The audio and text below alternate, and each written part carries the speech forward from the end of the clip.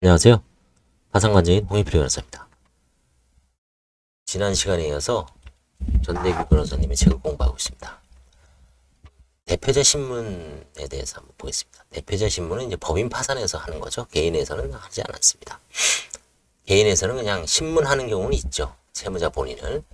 이제 대표자 신문, 채무자 신문은 개인 파산, 대표자 신문은 법인 파산입니다. 파산 신청이 있는 경우 채무자 혹은 대표자에 대해 신문을 실시하는 무조건 의무는 아니고 실시하는 경우가 있습니다. 채무자가 이제 신청한 사건의 경우 파산 선고 전에 보선 처분을 명하지는 않아야하고 파산 선고를 조기하는 방식으로 실문을 운영하고 있습니다. 채권자가 신청한 경우에는 채무자에 대한 송달 등을 고려하여 통상 접수일로부터 3주 이후에 채무자 신문 절차가 진행됩니다. 채무자 신청서 관해서 채무자 신문은 주로 파산 선고 후 파산관제인의 업무를 위한 자료를 수집하고 법원에서 파산관제인의 업무 감독을 위하여 채무자에 관한 개요를 파악하고자 하는 데 있습니다. 따라서 재무상태표, 자산 항목을 위주로 신문 절차가 이루어지고 추가로 긴급처리 사항의 유무, 영업의 계속 여부, 부인권 행사 등을 신문하고 있습니다. 채권자 신청 사건의 경우 채권자에게도 신문기를 통지하고 채무자 신문기에 참여할 수 있도록 하고 있습니다. 채무자가 채권자의 존재 또는 파산 원인 사실을 다투는 경우 채권자가 이를 소명해야 됩니다. 그 다음에 이제 여기 나오죠. 개인 사건의 경우에는 특별한 사정이 없는 한 채무자에 대해 신문을 하지 않습니다. 원칙적으로 아주 예외적인 경우만 하고 있습니다. 보정명령과 예납명령.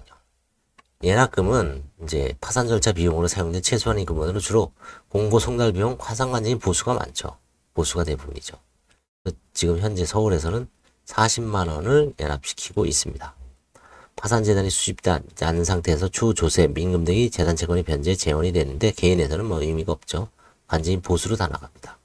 신청인은 예납금이 납부 의무가 있고 예납명령을 받고도 응하지 않은 경우 각하되죠. 기각됩니다. 신청이 기각될 수 있습니다. 한편 파산 신청인이 채권자가 아닌 때 예납금이 부족하게 된 때 법원이 직권으로 파산 선고를 할 때 또는 파산 신청인이 채권자인 경우 미리 비용을 납부하지 않았음에도 불구하고 법원이 파산 선고를 할 때는 파산 절차 비용을 국고에서 지급할 수가 있습니다.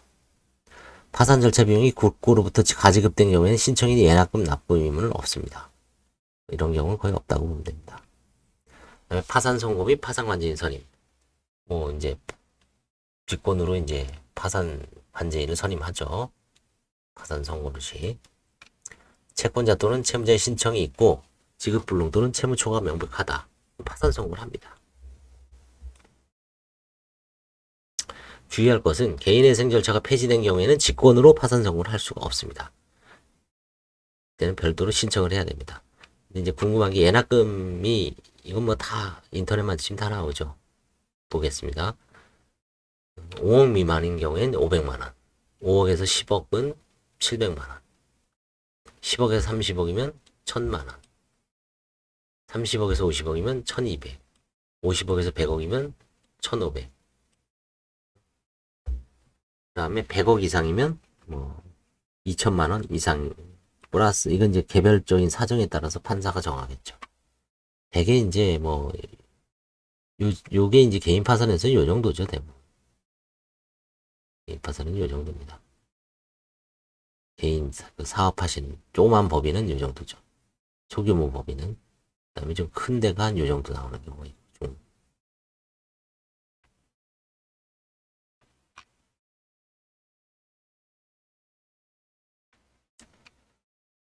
파산관제인은 뭐 대부분 다 아실 거예요. 선관주임으로 이제 선임되고 법원의 감독을 받고 권한을 가진다. 선관주임무가 있고요. 그 다음에 점유 관리하고, 그 다음에 장부 검토하고, 재산 목록 및 재무상태표를 작성하고요. 법인 얘기죠. 그 다음에 환가에 착수하고. 그 다음에 이제 이거 법인은 파산 선고일부터 4개월 이내에 1회 채권자 집회 개최하는데 지금 서울에서는 개인은 2개월이죠. 그 다음에 이제 법원에다가 보고를 하고 그 다음에 결의 같은 건 거의 없습니다. 채권 조사가 이제 중요하죠. 장래 배당이 추가될 채권액을 확정하는 절차죠. 채권 신고기간에 신고된 파산 채권은 그 위에 신고된 일반 조사기일에 함께 조사하는 이익 없는 파산 채권은 모두 일반 기일에 하고 채권 신고 기간 이후 신고된 파산 채권으로서 이의가 있는 파산 채권과 일반 조사 기일 이후에 신고된 채권은 특별 조사 기일을 정하여 조사합니다. 채권 조사 기일에 파산 관계인 채권자가 이의를 하면 어떻게 되는가?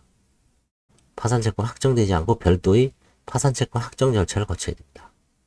이의를 하지 않으면 파산 채권은 즉시 확정되고 파산 채권자표에 그 결과가 기재됨으로써 파산 채권자 전원에 대해 확정 판결과 동일한 효력을 가집니다. 환가는 파산 관제인은 파산재단의 현상을 파악한 후 즉시 환가에 착수하죠. 동산 같은 건 신속하게 매각하고 부동산은 대부분 담보가 설정되어 임으로써 담보권자와 협의하여 매각을 시도하지만 임의 경매 처분하는 경우가 대부분이죠.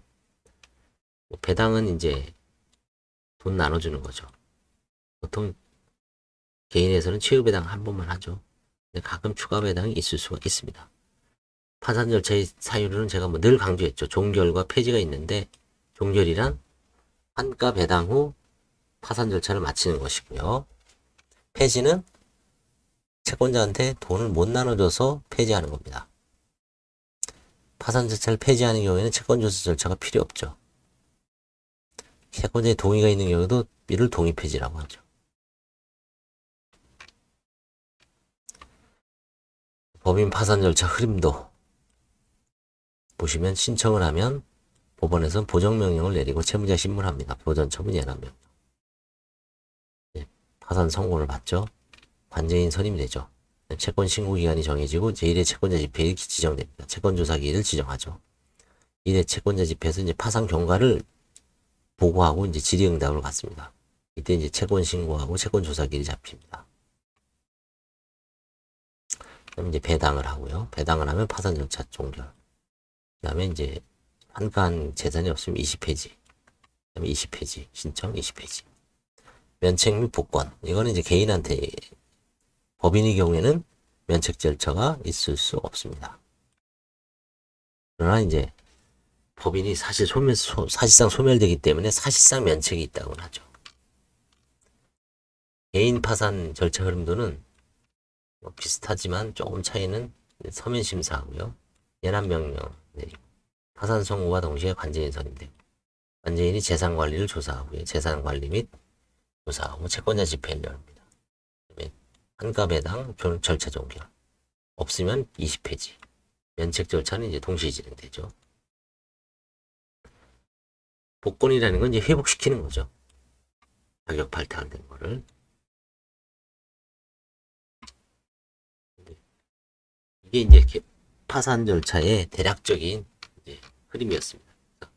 이번 시간에서 이제 꼭 기억할 거는 요거 예납금이 어느 정도인지를 한번 알아두시면 좋겠습니다. 감사합니다.